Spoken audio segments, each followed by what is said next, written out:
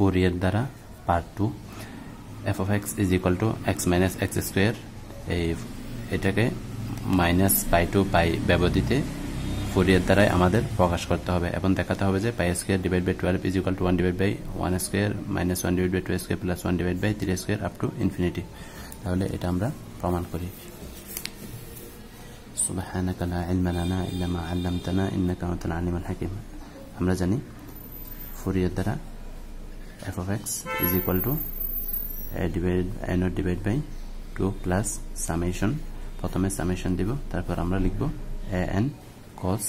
nx plus bn sin nx যেখানে n is equal to 1 to infinity তাহলে এটা প্রমাণ করার জন্য আমাদের তিনটা জিনিস জানা প্রয়োজন এক নাম্বার যদি আমাদের ফাংশনটার আকার যদি -a to a হয় f of x dx এটা আমাদের কি হবে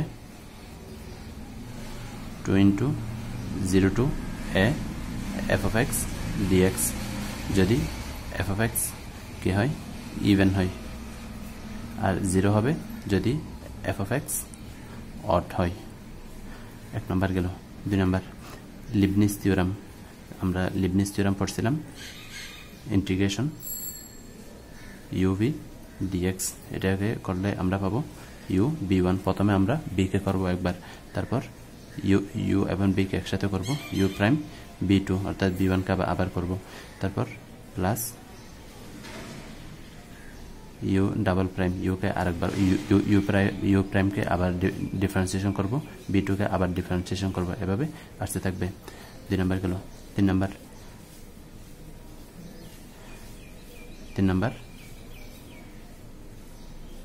x sin x dx এটা একটা ইভেন ফাংশন এটা কি ফাংশন ইভেন ফাংশন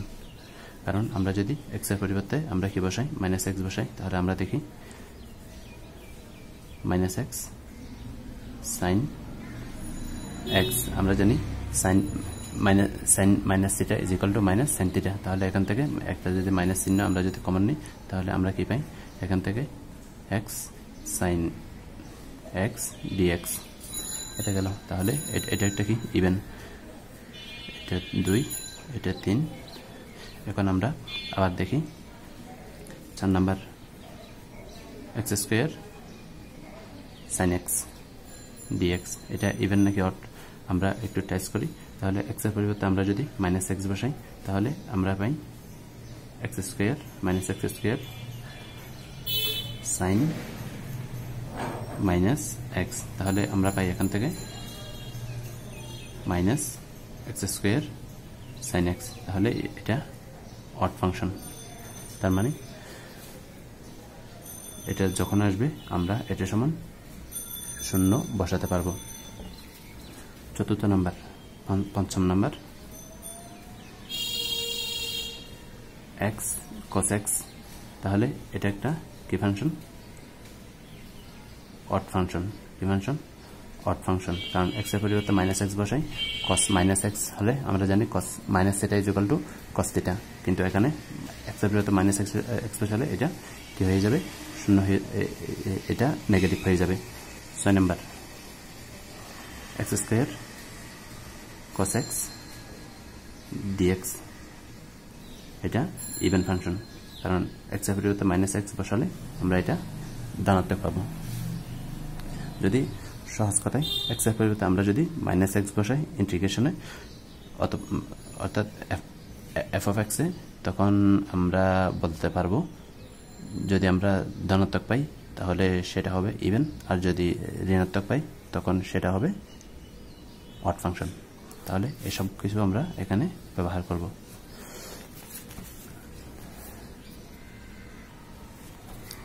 এখানে a0 is equal to 1 divided by pi minus pi to pi f of x dx এখন f of x এর পরিবর্তে আমরা x minus x square বসাবো তাহলে বসাই দিই 1 divided by pi x minus x square dx minus pi to pi এখন আমরা এটাকে ব্যঙ্গে লিখব যদি আমরা ব্যঙ্গে লিখি তাহলে আমরা পাই 1 divided by pi minus pi to pi x dx minus 1 divided by pi minus pi to pi x square dx তাহলে এখান থেকে আমরা দেখতে পাচ্ছি x এর পরিবর্তে এখানে যদি আমরা কি বসাই -x বসাই তখন এটা কি হয়ে যাবে এটা আমরা কি পাবো অড ফাংশন পাবো যদি অড ফাংশন পাই এখানে ভ্যালু কত ভ্যালু হচ্ছে -pi to pi অর্থাৎ -a to a তাহলে আমরা এটা সমান 0 বসাতে পারি এটা সমান 0 মাইনাস আবার যদি কি না হয় যদি অড ফাংশন হয় অড ফাংশন না হয় x স্কয়ার x এর পরিবর্তে আমরা যদি -x বসাই তাহলে এটা আমরা ইভেন ফাংশন পাই তাহলে ইভেন যখন আমরা ইভেন ফাংশন পাবো তখন আমরা সেটাকে কিভাবে লিখতে পারবো এভাবে লিখতে পারবো তাহলে আমরা এটা যেহেতু ইভেন ফাংশন আমরা লিখতে পারি 1 divided by pi 2 into 0 to pi x square dx এখন আমরা এটাকে ইন্টিগ্রেশন করব 2 divided by pi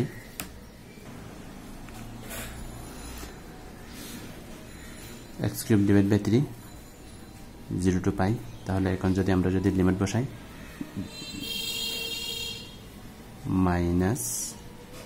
-2 divided by 3 pi cube 0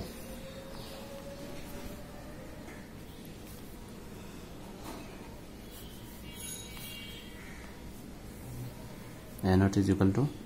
-2 divided by 3 pi square এখন আমরা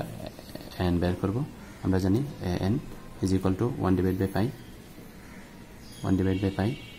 integration over -pi to pi f of x cos nx dx মান বসাই দিই f of x এর 1 divided by pi -pi to pi f of x এর মান x minus x square cos nx dx এখন এটাকে আমরা ভেঙে দিব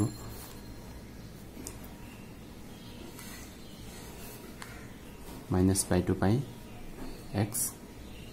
cos nx dx minus pi to pi x square cos nx dx তাহলে এখন যদি আমরা এখানে টেস্ট করি আমরা কোনটা ইভেন আর কোনটা অড আমরা যদি লক্ষ্য করি এটা কিন্তু অড ফাংশন আমরা এখান থেকে যদি লক্ষ্য করি x এর পরিবর্তে আমরা যদি -x বসাই তাহলে এটা আমরা নেগেটিভ পাই x এর পরিবর্তে আমরা যদি -x বসাই এটা কিন্তু এটাই পাই অর্থাৎ এটার কোনো পরিবর্তন হবে না তাহলে আমরা যদি এদিকে লক্ষ্য করি এদিকে 5 নাম্বার 6 নাম্বার থেকে তাহলে আমরা এটা সমান 0 বসাতে পারি আবার এটা যেভাবে আছে সেভাবে বসাই 1 divided by pi 0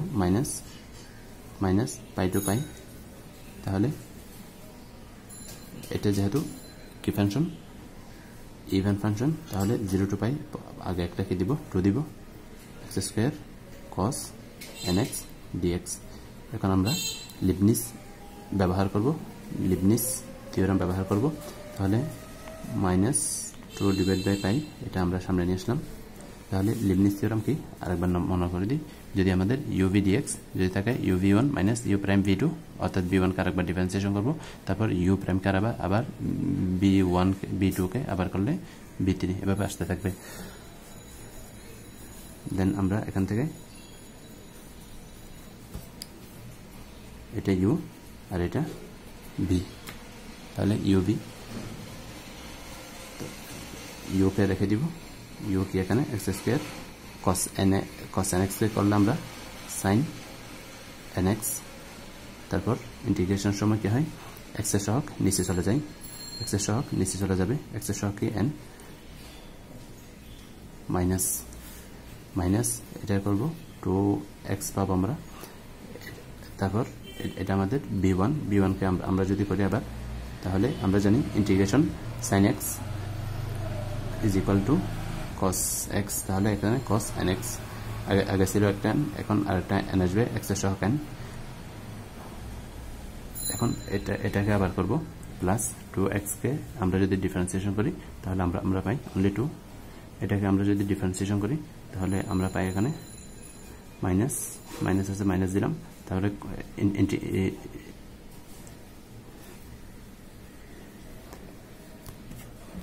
এটাকে আমরা যদি ইন্টিগ্রেশন করি তাহলে integration cos x is equal to sin x sin nx divide by আগে ছিল n দুইটা n এখন x এর সহগ কত n তাহলে n স্কয়ার এটাকে করলে শূন্য শূন্য আসবে তাহলে বাকিগুলো আমাদের লাগবে না এই পর্যন্ত 0 to পাই এখন আমরা যদি মান বসাই x এর পরিবর্তে আমরা যদি পাই বসাই আরেকটা জিনিস আমরা বলে রাখি sin n পাই তে কি হয় 0 হয় cos n pi is equal to -1 to the power n তাহলে আমরা এখানে যদি আমরা মানগুলো বসাই এখানে পাইতে যদি 0 বসাই 0 বসাই তাহলে আমরা কি পাবো 0 - 0 -2 * পাই এখানে n স্কয়ার আছে সেটা আমরা আগে নিয়ে আসব 2n স্কয়ার পাই তারপর মাইনাস মাইনাস কি হয়ে যাবে প্লাস হয়ে যাবে তাহলে আমাদের থাকবে cos n pi আবার যদি 0 বসাই তাহলে x 0 0 এটা 0 এটা 1 এটা 0 তাহলে এটা 0 0 হয়ে যাবে 0 তারপর এটা তো 0 হয়ে যাবে তাহলে 2 * 0 - 0 দেন আমরা তাহলে এখান থেকে পাই এখান থেকে যেটা পাই -4 ডিভাইড বাই পাই পাই চলে যাবে আমাদের পাই পাই চলে যাবে n স্কয়ার থাকবে cos n pi সমান এটা সুতরাং আমরা n is equal to আমরা পাই n is equal to আমরা পাই -4 -2 2 -4 divide by n square -1 to the power n এখন আমরা n পেলাম এখন আমরা বের করব bn আমরা বের করব তাহলে এখন আমরা bn বের করব bn is equal to আমরা জানি 1 divide by pi minus pi to pi f of x sin nx dx এখন আমরা যদি মানগুলো বসাই দিই f of x এর পরিবর্তে minus pi to pi x minus x square into sin nx dx এখন আমরা এটাকে ভেঙে দিব 1 ডিভাইড বাই পাই এখন আমরা যদি ভেঙে দিই minus pi to pi x sin x dx minus pi to pi x square sin nx এই অঙ্কগুলো আপনারা এক পৃষ্ঠার মধ্যে লেখার জন্য চেষ্টা করবেন এতে করে হবে কি ছোট ছোট করে লেখার জন্য চেষ্টা করবেন অর্থাৎ আপনাদের নোট আর কি যাতে আপনাদের এগুলা মনে রাখতে অনেক সুবিধা হয় আর ফুরিয়ার দ্বারাই সব সময় আপনি যখন ইন্টিগ্রেশন করবেন তখন ফুরিয়ার দ্বারা না শুধুমাত্র পার্শিয়াল ডিফারেন্সিয়েশন আর অ্যাপ্লাইড পুরাটাই যখনই আমাদের ইন্টিগ্রেশন আসবে দুইটা যুক্ত তখন আমরা সব সময় কি লিবনিজ ব্যবহার করব আমি কতগুলো ভিডিওতে আমি লিবনিজ ব্যবহার করি নাই পূর্ববর্তী যে ভিডিওগুলো অ্যাপ্লাইড থেকে আমি আপলোড করেছি সেখানে আমি লিবনিজ ব্যবহার করি নাই আমি সরাসরি ইন্টিগ্রেশন ব্যবহার করেছি লিবনিজ নিয়ে ভিডিও শেষে কিছু কথা বলবো তাহলে এখান থেকে আমরা যদি লক্ষ্য করি x এখানে আমরা যদি x এর পরিবর্তে -x বসাই তাহলে -x sin θ is equal to minus sin θ cos θ is equal to cos θ তাহলে এখান থেকে আমরা লিখতে পারি এটা আমাদের ধনাত্মক হবে কারণ এখানেও মাইনাস কিন্তু এটার ক্ষেত্রে আমরা পাই এটা কিন্তু আমাদের ঋণাত্মক আসে অর্থাৎ এ মাইনাস চিহ্ন বাদ দিয়ে এ মাইনাস চিহ্ন আমরা এখানে কাউন্ট করতেছি না তাহলে এটাকে যদি আমরা করি তাহলে এটা আমরা কি পাবো এটা অড ফাংশন হয়ে যায় তাহলে অড ফাংশনের ক্ষেত্রে এটা শূন্য আসবে তাহলে আমরা এটার জন্য বসাতে পারি 2 এটা যেহেতু ইভেন ফাংশন সেজন্য প্রথমে একটা 2 দিব এখানে -pi to pi তাহলে 0 to pi হয়ে যাবে তারপর f of x dx এখানে x sin nx dx এটা শূন্য হয়ে যাবে এখন আমরা এটাকে আমরা কি করব লিবনিজ ব্যবহার করব লিবনিজে এটা u আর এটা v এখানে তাহলে আমি লিবনিজটা আরেকটু ব্যাখ্যা করে দিই যখন আমরা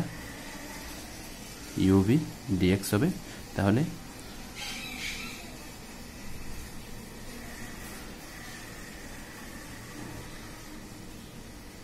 u differentiation v integration dx তাহলে এখন আপনাদের ইনশাআল্লাহ মনে থাকবে তাহলে u কে আমরা ডিফারেন্সিয়েশন করব প্রথমে আমরা u কে রেখে দিব b কে করব 1 ডিভাইড বাই পাই এটাকে যদি আমরা করি 2 কে সামনে নিয়ে আসলাম x আমরা জানি integration sin x minus cos x n x x এর সহগ n নিচে চলে আসবে তারপর মাইনাস x এ করলে আমরা পাবো 1 integration cos x sin x এখানে মাইনাস আছে মাইনাস দিলাম sin nx nx আছে তাহলে আগে ছিল একটা n এখন x এর সহগ কত n আর করা যাবে না তাহলে 0 টু পাই এখন আমরা এটা এখান থেকে কি পাই 2 divide by pi is equal to এখানে যদি আমরা পাই বসাই আর 0 বসাই তাহলে আমরা কি পাই শূন্য পাবো কারণ একটু আগে বলেছি sin n পাই sin 0 sin n পাই আমাদের কি আসে শূন্য আসে তাহলে এখানে আমরা যদি বসাই যদি পাই বসাই মাইনাসের সামনে নিয়ে আসলাম পাই ইনটু cos n পাই যদি 0 বসাই তাহলে 0 হয়ে যাবে কারণ এখানে x আছে সেজন্য 0 হয়ে যাবে তাহলে -2 ডিভাইডেড বাই পাই এখান থেকে আমরা পাই -1 টু দি পাওয়ার n সুতরাং আমরা কি পাই আমরা পাই bn is equal to -2 divided by -1 to the power n তাহলে আমরা n এর মান পেলাম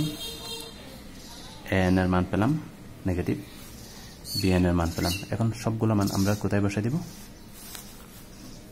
এক নম্বরে বসাই দিব এটাকে আমরা এক নম্বর ধরলাম এক নম্বরে অর্থাৎ ফুরিয়ার সিরিজ আমরা বসাই দিব দেন আমরা যেটা পাবো মানগুলো বসাই দিলাম এখন আমরা কন্টিনিউয়াস নাকি ডিসকন্টিনিউয়াস এটা একটা আমরা টেস্ট করব x = 0 বিন্দুতে এটা জাস্ট দেখার জন্য এটা পরীক্ষা খাতায় লিখতে হবে না 0 x - 0 অর্থাৎ এটা f of x আর কি তাহলে 0 বসালে আমরা যদি x এর মান নেগেটিভ বসাই আমরা f of x কে এভাবে সাজিয়ে লিখতে পারি x minus x square minus পাই থেকে 0